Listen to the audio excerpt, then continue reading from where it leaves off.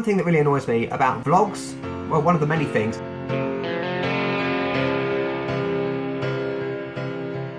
hello everyone and welcome back to another episode of Digital Nomad Diaries, kind of. You may notice that I'm in a completely different location today. There's no sink, there's no buzzing fridge. This is the private room in the other hostel I work at half of the week. So yeah, you've got a better location for today. So today I was going to do a video about travel loneliness, which I've been planning to do for ages, but I've moved that to next week because there has been a catastrophe, a total disaster in the YouTube world, which I thought I would give you my take on. Now, my channel, right, The Traveller That Tells the Truth, is on my YouTube banner. You may have seen it, and this video is probably the most brutally honest video that I have ever done. I'm going to talk about what's happened with YouTube, which you may know about already, and also the brutal truth about vlogs. Stay tuned. Okay, so if you don't know already, there has been a massive change with the monetization process, I can't say that word, with YouTube. So basically now, any channels that have less than 1,000 subscribers and less than 4,000 hours of watch time over the last year will no longer be eligible for monetization. In other words, you can't earn money if you aren't at that threshold. Fortunately for me, I am over that threshold, largely thanks to A, the sex shop video, and B, you nutters, you nutcases, for watching these videos. So I would just like to thank you from the bottom of my heart, as I've said before, for watching my videos, because it means that I can still earn the tiny bit of money that I do earn. What was next? This has largely come about due to the whole controversy with Logan Paul recently, where he filmed a dead body in a forest. And, you know, what it is about, YouTube is a business effectively, and it's about money, and it's about companies that advertise on videos, and is the content that is produced by creators suitable for those companies?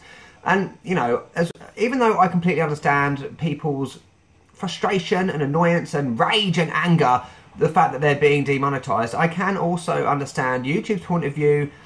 You know, it's a business, it's about money. If you're a company, would you want to put your adverts for your products or services onto a channel with millions of subscribers, or would you like to put it on a crappy mummy vlog or unboxing video? It doesn't take a genius which one you're going to do. And personally, I think YouTube has kind of gone about it in the wrong way. I don't think it should be about numbers, it shouldn't be about subscribers and views, because you get some really crappy channels that have millions of views, etc. So what I think it should be more about is about the standard of videos, which might be slightly unrealistic. You know, I can't expect someone to go through millions and millions of videos to check they are of an appropriate standard. But in my opinion, there is a lot you can do in terms of the standard of your videos, especially when you're talking about travel vlogs, in order for you to meet this threshold. So I'm going to go through 6 points, well that's 6 points in terms of things that annoy me about vlogs, travel vlogs, things that I think people need to change. And just to get the nicey bit out of the way, I don't plan on offending anyone. Actually I do, because I think in life you don't get anywhere if people tell you what you want to hear. You need to hear the honest, brutal truth, which is what I'm doing. You know, I'm not an expert. I've only been doing YouTube for 14 months, so, you know, I'm not saying that I know everything, because that totally isn't the case. I literally know sod all. And the last thing is the fact that a lot of the things I'm going to mention I have used before in my videos. So things like vlog style in the beginning, those awful videos. There's things that I use now in videos that are kind of vlog style that I'm going to talk about. And also I did do Vlogvember in November. That was a mouthful. So let's get going at last with the, whatever it was, 6 things, brutal truth about travel vlogs. Let's go. Okay, the first point is about evergreen content. What does this mean? Basically, it's videos that will stand the test of time, videos that people will still search for months and years in the future. So let's look at my top 10 videos in the last 28 days. You'll see things like Shanghai things to do, you don't need a Japan rail pass, Tokyo things to do, Adelaide things to do. Can you sense a theme? Things to do and guide videos, for me, have been the way forward in terms of generating evergreen content and growing my channel. You know, people are always going to be going to Shanghai and Tokyo. They're always going to be looking for things to do, or whether or not they should get a Japan rail pass, things like that. So some of those videos were filmed almost a year ago. The Tokyo one was in April 2017, yet it is still in my top 10 videos. Does that tell you something? Whereas if I look at my vlog style videos, they're nowhere. They'll get views in the first couple of weeks and then they'll die off and they'll be dead. largely because they may be based on a certain theme at a certain time of year. They may be have no value. You know, videos need to have value and add value to the viewer. They need to be searching for something, find it and think, oh, that was useful. You know, when I plan to go somewhere, I will search for specific things and look for stuff that will actually give me the information I need. Someone walking around some random island in Thailand talking about their experience and that sort of rubbish does nothing for me. So it's really important, I think, that you think about the type of videos you're doing. Is it evergreen content? Is it content that's actually going to stand the test of time? Once you start doing that, your channel will grow and you will get more views, you get more subscribers, and you won't be demonetized. That was point number one. Okay, point number two is about searchability, and by this I mean the classic topic of titles, descriptions and keywords, which are key to growing your channel and getting your videos noticed. So, one thing that really annoys me about vlogs, well, one of the many things, is that people will do titles such as vlog number 005, Thailand vlog. Where do I start with this? Why do people number their vlogs? What is the reason for this? I don't understand. It's completely useless and pointless. Is it because Casey, whatever his name is, does that? I don't know. But please tell me in the description, the comments below, if you can tell me why people do this. And the second thing, Thailand vlog. You know, are people actually going to search for Thailand vlog on the YouTube search bar? No, they are not. And if you do that, look how many results come up. Millions. Stupid. And, you know, why don't we look at one of mine? So, Shanghai things to do. It's very specific. You know, look. And look where it comes up. It comes up on the first page of search results. Be more specific with your titles and keywords. And this also applies to description. So, when I see some vlogs, I just see in the description, hi, here's my new vlog from Thailand. That does nothing in terms of search engine optimization, SEO. People aren't going to find your video if you just do that. You need to literally litter your description with words from your title and your keyword, and your video may get noticed. Okay, the third point is about equipment. I know this is becoming a bit of a rant, but never mind. This one really gets my goat. That's an idiom. It annoys me. I'm an English teacher. So basically, a lot of larger YouTubers will do countless videos telling new YouTubers and small YouTubers that it doesn't matter what equipment you've got, you can start with anything. That's absolute bullshit. Equipment does matter. I'm sorry, but it does.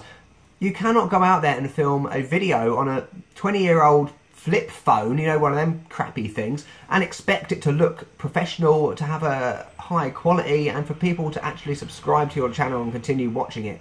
If you do that, you need to invest in some sort of technology. Yes, I film on a phone. I'm doing that right now, a Samsung S6, which is like a few years old.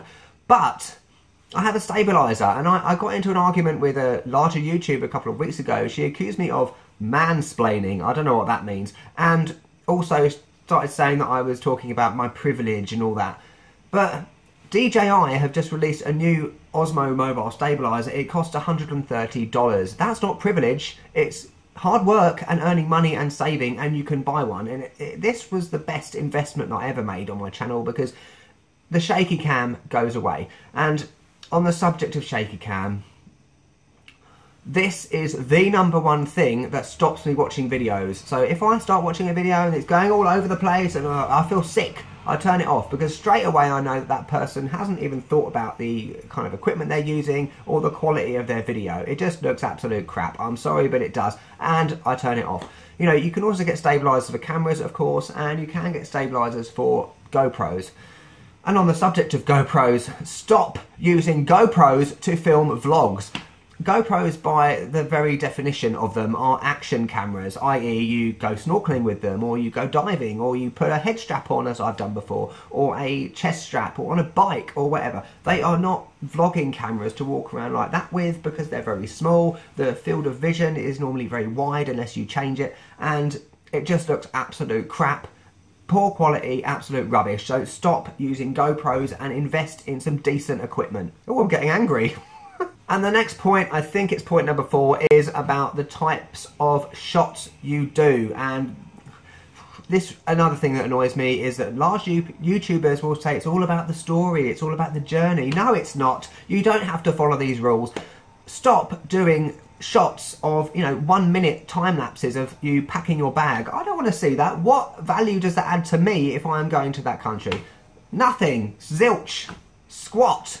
Etc. Absolutely nothing. And another one that really annoys me is shots of feet walking, you know, little shots of picking up a bag and picking up a drink. Ugh.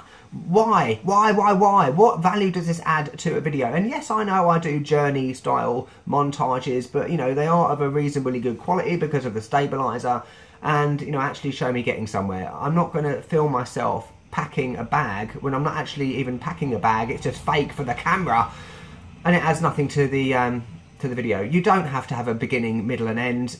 If it's something like a structured things to do video, you just have things to do. It's not about a story, it's about providing information and adding value, as I keep saying. So all in all, you don't have to do what everyone else does, which I'll come on to in a little bit.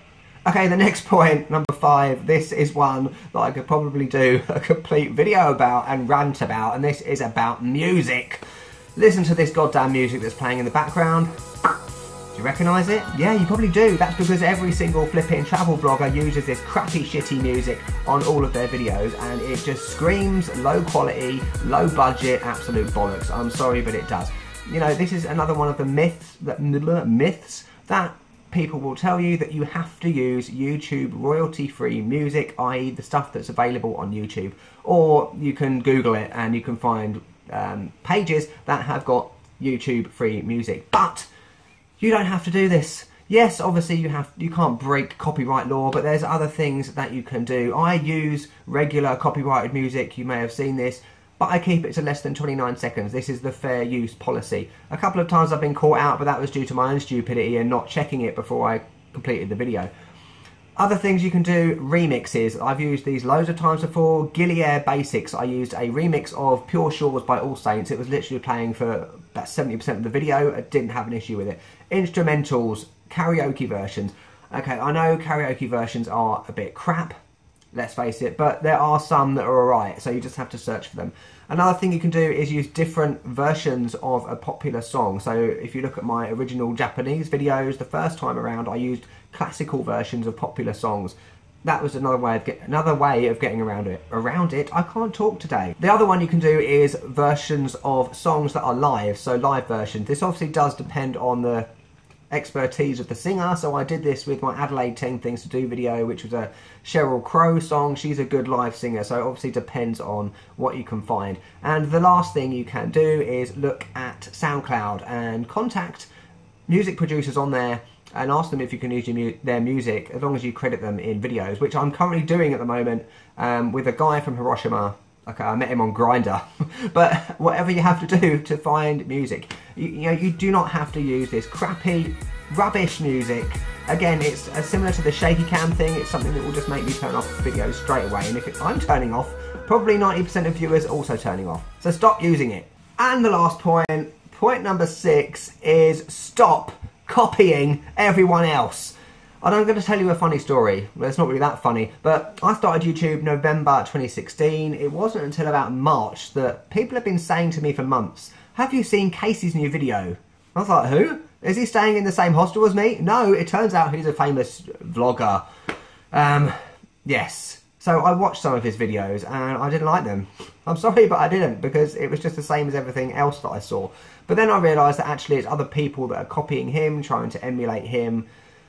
Again, if I see this style of video with the crappy music and the big white text over the screen and all these journey and story things, I turn off. That's not what I'm looking for. It may be what you're looking for, it may be what you want to create, and that's fine. But for me, that's not what I look for, okay? It's really important that you find the thing that you're good at, you find your own style. Do not take influence from other people's channels. For the love of God, find your own thing, find your own niche, find the thing that you're good at, because what you're good at is not going to be what someone else is good at, and vice versa. So things that Casey are good at, you're going to be crap at, let's face it. And that's it. So stop copying other people. Oh, I'm really getting majorly angry. Calm down, David. So overall, as I said, you know, I don't want to offend anyone with this video, but I think it's important that someone tells the truth, for the love of God, and stops telling people what they want to hear, so they continue to create crap, low quality, rubbish videos, and then you end up in a position now where you've been demonetized because you've been listening to what everyone else has been saying and you haven't taken a hard look in the mirror and said to yourself, yeah, my videos are shit, I need to change what I'm doing, which I have done many times, trust me. And all in all, I just think the day of the vlog is over. I don't want to watch a vlog. Joe Blogs down the road don't want to watch the vlogs, and probably that guy in Family Mart over there doesn't want to watch them either, because they want to watch informative videos that provide information in an entertaining manner and add value to whatever they're searching for. This is 2018, we haven't got time to be sitting there for 10 minutes watching some idiot walk around some island in Thailand with a drone, you know, giving no information about the place that they're in. I'm sorry, but it's true. Tell me your opinion down in the comments below, even if you're abusive and call me homophobic names, which most people do, let's face it. But I don't care. I will reply back to them with equal venom, don't worry, which I always do. That's another thing about hate comments. People say that you shouldn't rise to them, but I do, I enjoy it. So anyway, don't forget to subscribe and all that shit as well. I hope you are in a better place now that you've had time to calm down, and now you can have a think about what I've said and maybe change what you do on your channel to ensure your success going forward. Thanks for watching, and I will catch you later.